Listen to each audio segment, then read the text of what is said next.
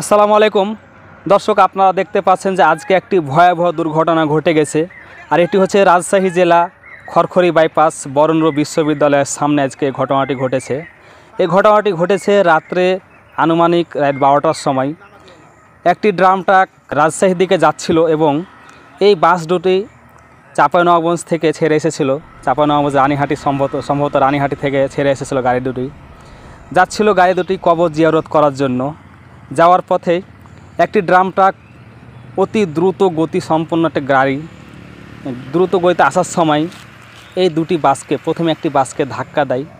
ধাক্কা দিলে সে বাসটি দেখতে পাচ্ছেন সে বাসে আগুন ধরে যায় এবং দুমড়ে মুচড়ে সে বাসটি একেবারে নিচে গর্তে পড়ে যায় এবং সেখানে সাথে সাথে সে গাড়িটিতে আগুন ধরে যায়।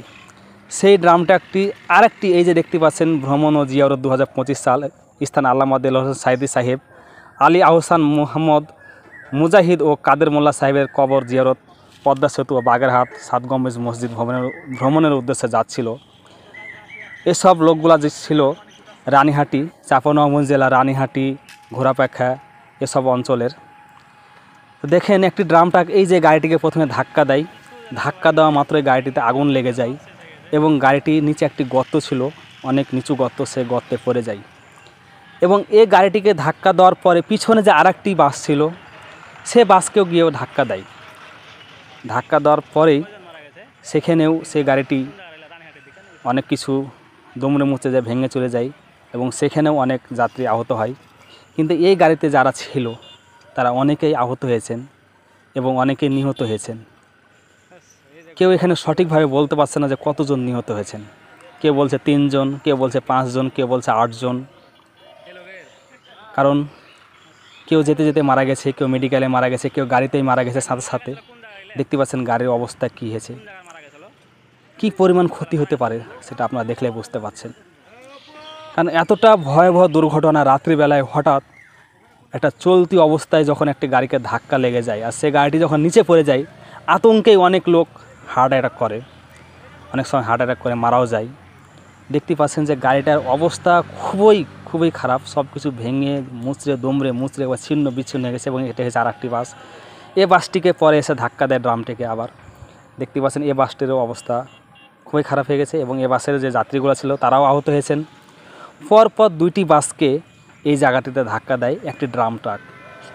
সেই ড্রাম ট্রাকটি নাকি এখানকার স্থানীয় লোকজন বলছে অনেক গতিতে আসছিল। আসার ফলেই 2টি বাসকে ধাক্কা দিয়ে সে ফেলে দেয়।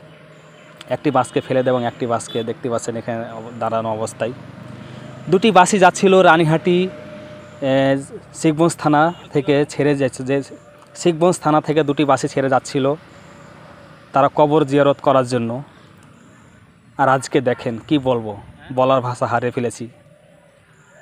যারা যাচ্ছিল কবর জিয়ারত করার জন্য আজকে তাদেরই কবর জিয়ারত করতে হবে আমাদেরকে। আসলে দুর্ঘটনা কখন আসে কখনো বলে আসে না।